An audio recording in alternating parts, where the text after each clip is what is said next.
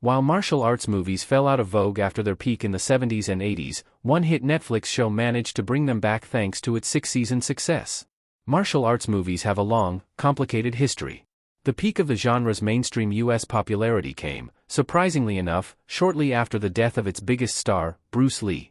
While Lee's own movies were hugely successful, the Shaw brothers managed to leverage his legend to make later martial arts movies a mainstream commodity throughout the late 70s and into the 80s.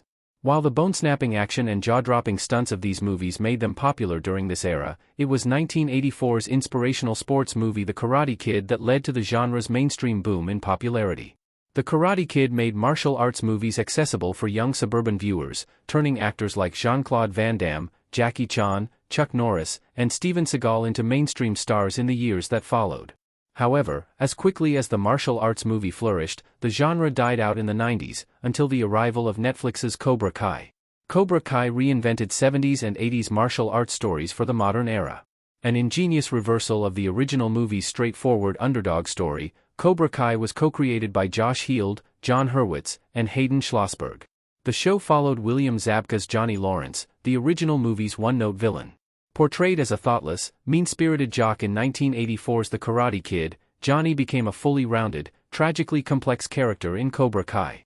His decision to open a dojo reignited his decades-old feud with Ralph Macchio's original series hero Daniel LaRusso, subverting the setup of classic 80s martial arts stories. Like a typical martial arts movie hero, Johnny was initially slow to return to fighting, and only taught local kids self-defense when he saw them being beaten up by bullies. However, unlike the virtuous heroes of most martial arts movies, Johnny was a former bully himself, and viewers knew him best as the tormentor of a smaller, weaker kid in the original movie. As such, Cobra Kai's story is inherently more morally complex than the plot of its predecessor, and that was before the show introduced the students of each master. Cobra Kai is a rare example of a revival topping the original image courtesy of Everett Collection.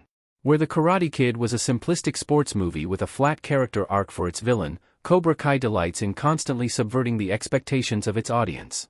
The show's villains are almost never stock characters, but rather poignant figures who could be sympathetic if they didn't repeatedly choose to feed their worst impulses. Johnny's journey to self-improvement isn't a straightforward redemption arc, but rather a rocky road filled with setbacks. Throughout the unpredictable plot of Cobra Kai, the show's creators display a genuine affinity for the earlier movies in the franchise, but also highlight their shortcomings. By showing viewers Daniel's dark side, Johnny's potential to be better, and the complicated lives of their students, the spin-off manages the rare feat of outdoing its original predecessor.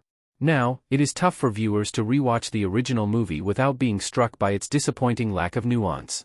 Subscribe to the newsletter for deeper looks at martial arts revivals. Want deeper takes on Cobra Kai, character reinventions, and the martial arts revival? Subscribe to the newsletter for expanded coverage, analysis, and recommendations that trace how modern revivals reshape classic genre tropes. As Daniel and Johnny's shared story unfolds over 6 seasons of the Netflix hit, viewers get to see how the outlooks of both characters impact their students and how the self-images that have shaped their lives aren't as honest as Johnny and Daniel might assume. Both characters become more complex than viewers might have ever expected from the Karate Kid franchise, and the show turns into a fascinating character study as a result.